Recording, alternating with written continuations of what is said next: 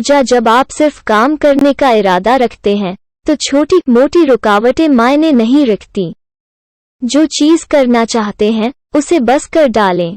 लीला सेठ, Delhi high court की पहली महिला जज। जब किसी काम में उतरो तो अपना सब कुछ झोंक दो। मैं एक अच्छी स्टूडेंट रही हूँ, लेकिन पढ़ना मुझे बहुत अच्छा नहीं लगता था। 5वीं कक्षा में तो फेल हो गई थी। डर लग रहा था कि पिता को कैसे बताऊं।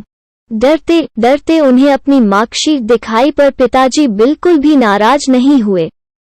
उन्होंने सिर्फ इतना कहा कि मुझे मालूम है तुम बेहतर कर सकती हो और मुझे मालूम है कि तुम बेहतर करोगी।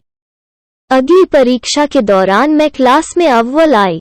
मैं मानती हूँ कि चूंकि पिता ने उस वक्त चिल्लाए नहीं, जिसका सकारात्मक असर हुआ, मेरे लिए यही सबसे अच्छा सबक रहा। अपने बच्चों से भी मैं इसी तरह पेश आई। मैं शिक्षक बनना चाहती थी। जब शादी के बाद पति का लंदन ट्रांसफर हुआ तो पढ़ने का अच्छा मौका मिला।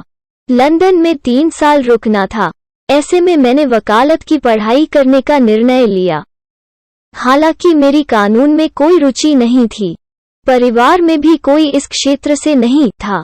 वकालत चुनने की इकलौती वजह ये थी कि मुझे नियमित तौर पर कॉलेज नहीं जाना था। पर जब मैंने पढ़ाई शुरू की तब माँ की कही एक बात जेहन में बैठ गई कि जो भी काम करो उसे पूरे मन से करो, पूरी ताकत झोंक दो। उसके बाद मैंने बैच में टॉप किया। उस समय लंदन के एक न्यूज़पेपर में मदर इन लॉ कैप्शन के साथ मेरी बेटे को गोद में लिए हुए तस्वीर भी प्रकाशित हुई। लंदन में पढ़ने के बाद पटना हाई कोर्ट में प्रैक्टिस शुरू की। चूंकि वहां कोटे में किसी महिला वकील का होना नया था, इसलिए कोर्ट परिसर में फुल स्लीव्स के कपड़े पहनती थी। पटना में मेरे साथ एक सीनियर वकील हुआ करती थी। उनसे लोगों के व्यवहार के बारे में बात करती। दिल्ली में बतौर जज पदस्थापना हुई तो लोगों को मुझे स्वीकार करने में वक्त लगा। उन्हें लगता था कि महिला होने के नाते मेरा काम कुछ और है। इन सब चीजों पर मैं गुस्सा भी हो सकती थी, पर मैं सिर्फ काम करना चाहती थी। लोग कहते थे कि मैं वातानुकूलित घर में आराम कर हूँ, फिर क्यों कोर्ट की गर्मी में मेहनत कर रही हूँ। 50-55 साल पहले महिलाओं के लिए अलग से कोई टॉयलेट भी नहीं हुआ करती थी, लेकिन चूंकि मुझे प्रैक्टिस करनी थी इसलिए कोई रास्ता नहीं था। मेरी सोच थी कि अगर आप कोई चीज करना चाहते हैं तो आपको वो कर लेना चाहिए। मेरी स्कूलिंग के दिनों में सिर्फ ब्रिटिश स्कूल थे। मैंने कॉन्वेंट से पढ़ाई की और सिर्फ अंग्रेजी सीखी। जब मैंने बिहार में प्रैक्टिस शुरू की तब बहुत सारे हिंदी में होते थे और कई तो स्थानीय बोली में लिखे होते थे। क्रिमिनल केस में हर शब्द के मायने होते हैं।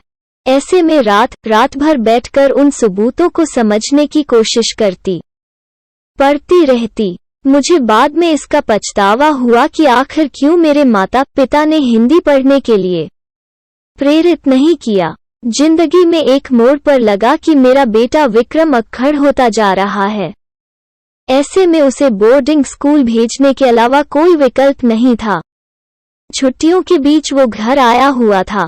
घर में आए किसी गेस्ट ने जब उससे कहा कि तुम्हारी माँ बहुत इंटेलिजेंट है, तुम्हें इस पर गर्व होता होगा, विक्रम का जवाब था कि मुझे कोई फर्क नहीं पड़ता कि वो कितनी इंटेलिजेंट है, जब मुझे उनकी जरूरत होती है वो मेरे पास नहीं होती।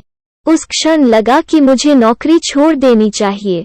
पर कुछ दिन बाद बेटे ने कहा कि शुक्र है माँ, आप काम करती हो, नहीं तो आप भी सिर्फ चूल्हे चौके की बात करती। मुझे लगता है कि जिंदगी इसी तरह चलती है। बेंगलुरु लिटरेचर फेस्टिवल में बातचीत का